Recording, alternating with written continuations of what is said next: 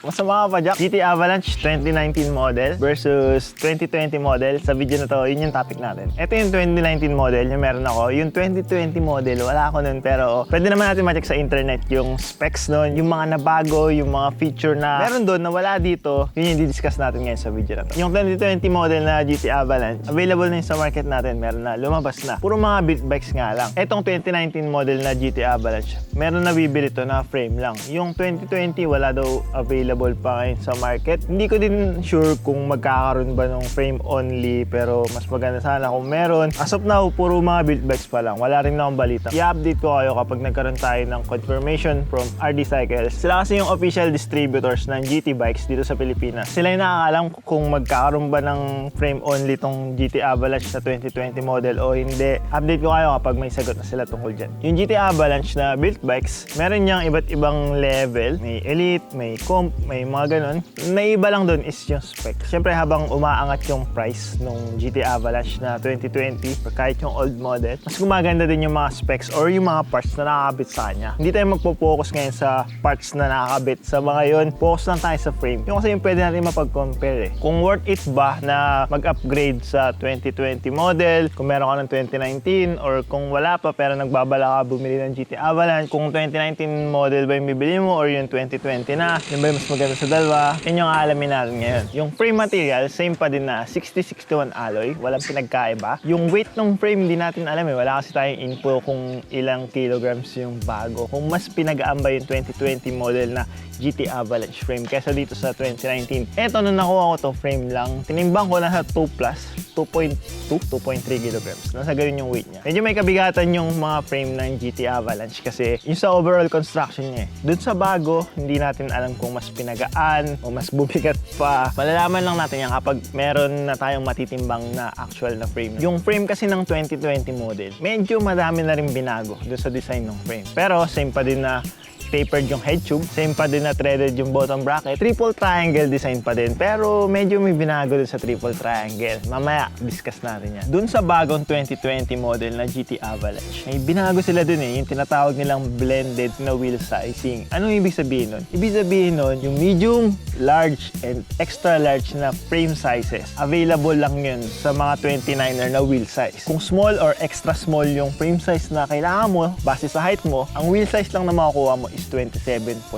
Ganun na yung ginawa ng GT. Yung palang colorways ng mga bagong GT Avalanche 2020 model. Merong two-tone, merong single color. Depende doon sa specific model. Mas madami ka ng choice ngayon. Dati kasi dito sa GT na 2019, tatlo lang ata na kulay yung pwede mong pagpilian. Doon sa frame only. Yung mga yon puro mga single color lang. Tapos yung decals lang yung naiba ng kulay. Sa mga bago, mga two-tone na, para sa akin na mas maas yung kulay. Same pa din na triple triangle design yung frame ng GT kasi trademark naman ng GT ganun. So triple triangle, ito ibig sabihin, etong seat stay hindi lang siya nakakonekta dito sa seat tube, nakakonect din siya dito sa top tube. So naging triple triangle, sabi tatlo daw yung triangle. Isa dito sa front triangle, isa dito sa likod, tapos yung maliit para triangle dito. Yun yung triple triangle na design ng GT. Sobrang tagal na din yan, pero hanggang ngayon ginagamit pa rin ng GT. Ang ginagawa kasi nun, mas pinapaliit yung triangle dito, yung rear triangle. Sabi mas matibay daw kasi mas maliit lang yung area nito. And also, nakakapagbigay din siya ng vertical compliance. So, mas smooth siya or mas komportable siya sakyan kasi nga hindi sobrang steep ng part na to. Sa bago, sa 2020 model, may binago sila doon sa triple triangle design eh. Inintroduce na nila yung floating seat stay. Ano yung floating seat stay? Ito yung seat stay. Sa bagong 2020 model, hindi na siya naka-weld dito sa seat tube.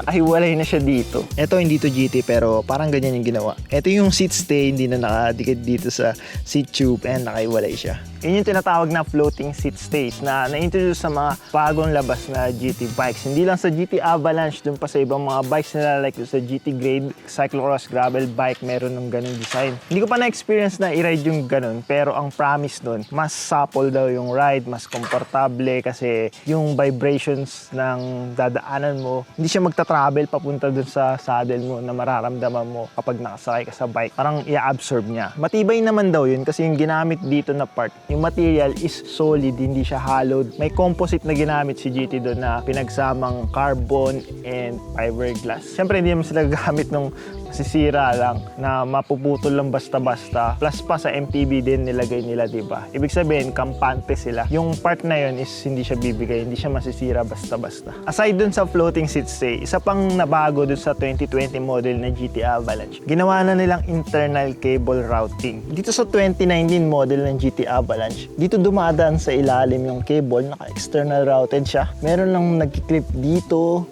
Yung shifter and yung brake cables yan sa ilalim lahat yan dumadaan. Para sa akin well appreciated ko yung cable routing na ganito. Ang linis niya pa din tingnan kahit na external cable routing siya. Pag tinignan mo sa side, wala kang makikitang cable kasi andito sa ilalim, hindi mo kagad mapapansin. Unlike kung naka-internal cable routing, may butas dito, papasok lang sa loob. Para sa akin ang kagandahan kasi ng external cable routing sa bike, mas madali siyang i-maintenance, mas madali siyang i-assemble. Kung meron kang kailangan palitan na cables, either shifter cable or brake cable, madali lang kasi hindi ka na maglulusot-lusot. Lalo kung halimbawa, hydraulic brakes yung papasok mo sa loob ng frame. Sobrang hassle kasi magbi-bleed ka pa, diba? Kung naka-external, ganito, okay lang. Isa to sa mga maayos na external cable routing na nakita ko kasi walang exposed na shifter cable. Full housing siya, all the way. Malinis tingnan. Maganda yung pagkaka-setup dito. Kung sa akin lang mas gusto ko to. Matagal na gumagamit ng external cable routing si GT. Ngayon, doon sa bagong Avalanche, ay internal na nila. Nagkaroon na ng butas dito, tsaka dito, kung saan man lumalabas sa frame. It's either dito sa ilalim, tsaka dito. Isang magandang improvement dun sa 2020 model ng GT Avalanche. Meron na siyang dropper post support. Ito kasi sa 2019, hindi siya dropper post ready. Pwede mo siyang kabitan ng external cable routing na dropper. Dito mo rin papadaanin sa ilalim. Tapos nandito yung housing. Gagawin mo, isi-zip tie mo dito para makagamit ka ng dropper post na external routed. Ngayon sa 2020 model, may provision na yung frame nun para magamitan siya ng internal routed na dropper post. So dropper post ready na siya. May butas na yung frame. Kaya ayos din. Isa sa mga nagustuhan ko sa GT Avalanche, yung geometry niya, hindi kasi siya pure XC. Parang mas in between siya ng XC and trail. XC to the point na yung travel ng suspension fork niya hanggang 120mm lang. Trail kasi medyo mas slack yung head tube angle niya kaysa sa mga common XC bikes. Kaya parang nandun siya sa gitna ng XC and trail. So mas pang-aggressive na mountain biking setup yung mga GT Avalanche. Yung reach din mas mahaba dito sa GT Avalanche kaysa doon sa mga common XC MTB frames. Kaya itong frame na to bagay talaga to gamitan ng dropper post. Yung 2020 model may provision na. Isa pa na bago dun sa 2020 model, yung mounting ng front derailleur is direct mount na. Direct mount na doon sa frame. Hindi kagaya nito na ikaklamp lang dito para makabit yung FD. Yun, meron ng provision na pwedeng pagkabitan ng FD. Hindi na pa-clamp doon sa bago. Another changes doon sa 2020 model na GT Avalanche is yung rear hub spacing niya.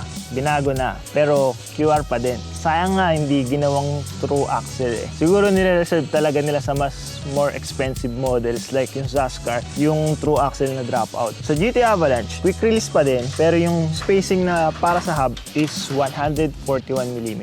Mas malapad kesa dito. Ito kasi 135mm lang. Para sa yung extra 6mm na hub spacing. Yun yung tinatawag na boost spacing. Kasi diba sa true axle, merong 142mm na true axle hub spacing, merong 148. Yung 148, yun yung tinatawag na boost spacing. Mas malapad yun. Kasi may extra 6mm pa or 3mm each side. Meron pa. Sa QR, meron ding boost spacing. Yun yun, 141. Yung boost hubs, may advantage kasi yun. Sabi, mas stronger yung wheels sa boost hubs dahil dun sa bracing angle ng spokes. Sa pwesto ng flanges ng hubs, yung pinagkakabitan ng spokes, mas malayo. Yung bracing angle, mas maganda. Nangyari, mas nagiging matibay yung overall wheels. Pag boost, yun yung advantage. Ngayon, bago sa atin to. Kasi common na nakita natin ng mga boost spacing sa mga hubs is true axle. Etong lumabas na QR na boost hindi ganun ka-common, which is parang challenge sa atin yan. Na kung halimbawa yung bike, hanapan mo ng hubs na pwedeng ikabit kasi nga boost, diba? Saan ka kukuha ng boost na QR? Medyo hindi ganun ka-common sa market natin Unlike kung 142 na true axle or 148, may mabibili naman, madali lang. Or kung QR, 135 lang, napakadaming choices. Yung boost na QR, wala pa akong nakita nagbebenta Hindi pa lumalabas sa feed ko sa Facebook. Siguro makakahanap ka naman, magagawa mo naman ng paraan. Kaya lang,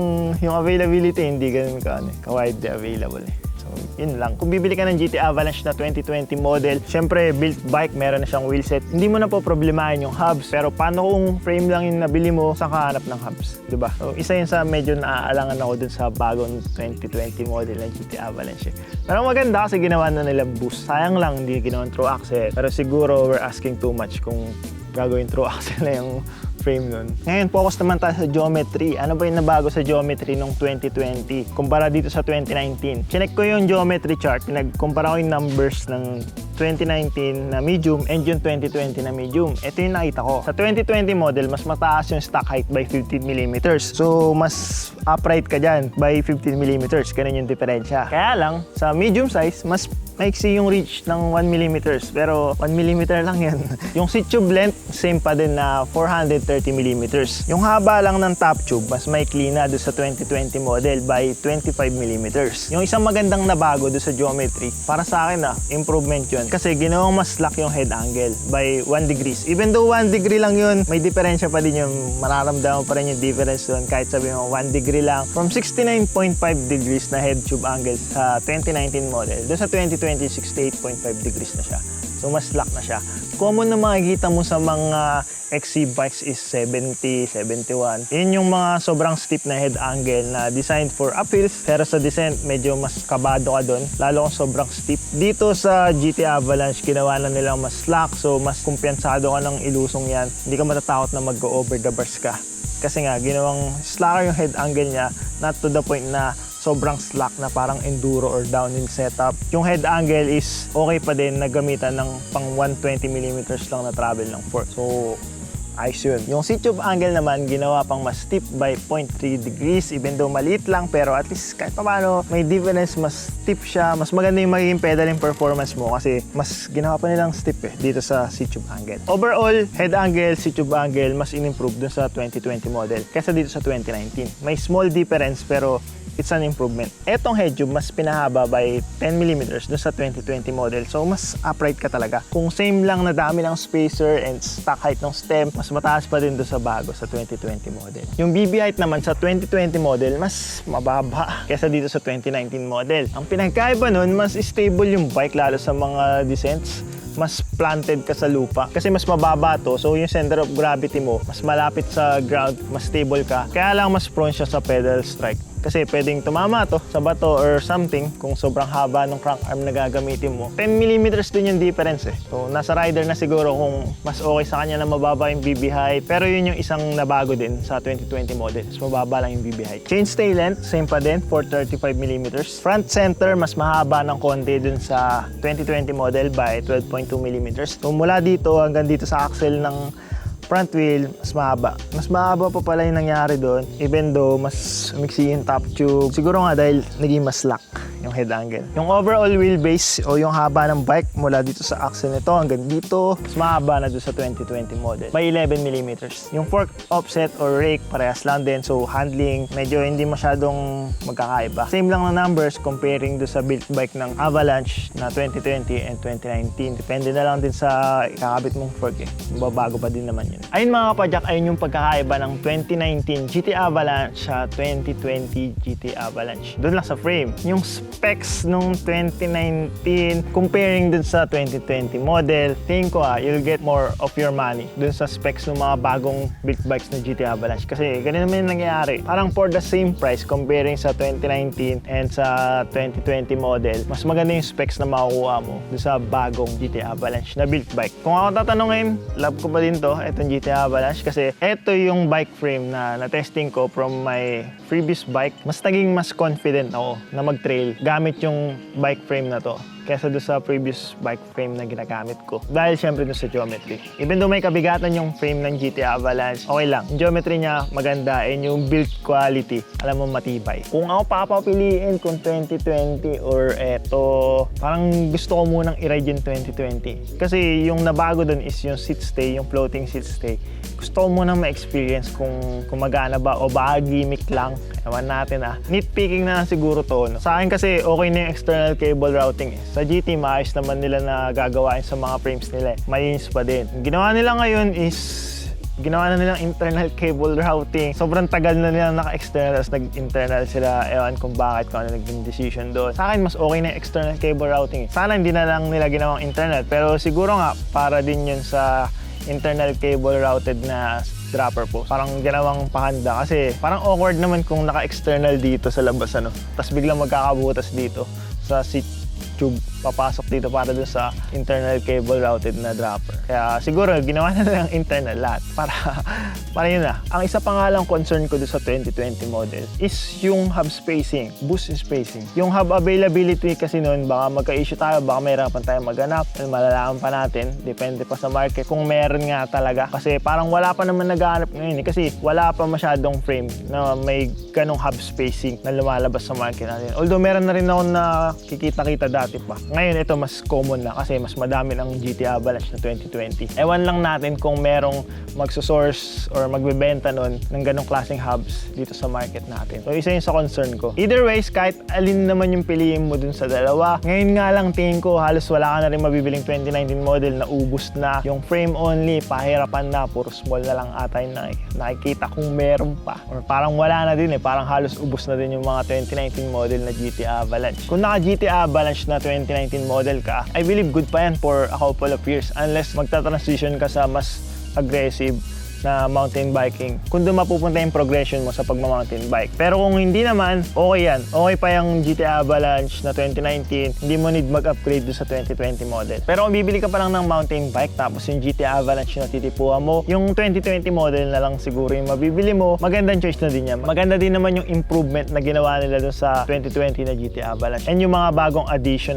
na feature doon sa bagong frame. Kung interesado pala kayong bumili ng GT Avalanche yung 2020 or kahit anong GT bikes, punta lang kayo sa RD Cycles sa Libis. Sila kasi yung main distributor ng GT bikes dito sa atin sa Pilipinas. So mas kumpleto doon. Pag pumunta kayo doon, napakadami nyo yung pwede mapagpilian na GT bike models and yung frame size. Siyempre sila mas may access doon kasi sa kanila din naman nanggagaling yung mga GT bikes na binibigay doon sa iba pang mga bike shops Kaya maganda din na dumiretso na rin kayo doon. Kung doon kayo bibili, sabihin nyo, ni-refer ko kayo para bigyan pa nila kayo ng discount. Oo, seryoso to. Sabihin nyo lang na, napanood ko po sa Anli Ahon, kaya dito po ako bumili. Pag sinabi nyo yun, itanong nyo yung discount. Alam na nila yun. So, yun lang mga kapadyak. Hanggang dito na lang yung video natin. Sana in the future, pag mas okay na situation natin dito, makapag-demo tayo, makapag-ride tayo ng bagong 2020 na GT Avalanche at mapag-compare natin na maayos yung ride experience ng dalawa. Kasi on papers lang yung sinabi ko sa inyo. Nag-base lang ako sa release notes nung GT. Kinompare ko kung ano yung meron ako dito. So, yung ride experience, ride feel, hindi ko pa masasagot. That's it for this video mga kapadyak. Like, comment, and subscribe. Like kung nagustuhan nyo yung video natin ngayon. Simpleng like nyo lang, malaking tulong na yan dito sa channel. Comment kung may tanong kayo or request na gawa natin ng video, i-comment nyo lang sa baba. Subscribe kung hindi pa kayo nakasubscribe dahil marami pa tayong bike-related videos na i-upload. Dito may mga iba pa tayong mga videos. Kung hindi nyo pa yung napapanood, panoodin nyo na lang din. Kita kasi lang sa susunod pa na videos. Ride safe mga kapadyak.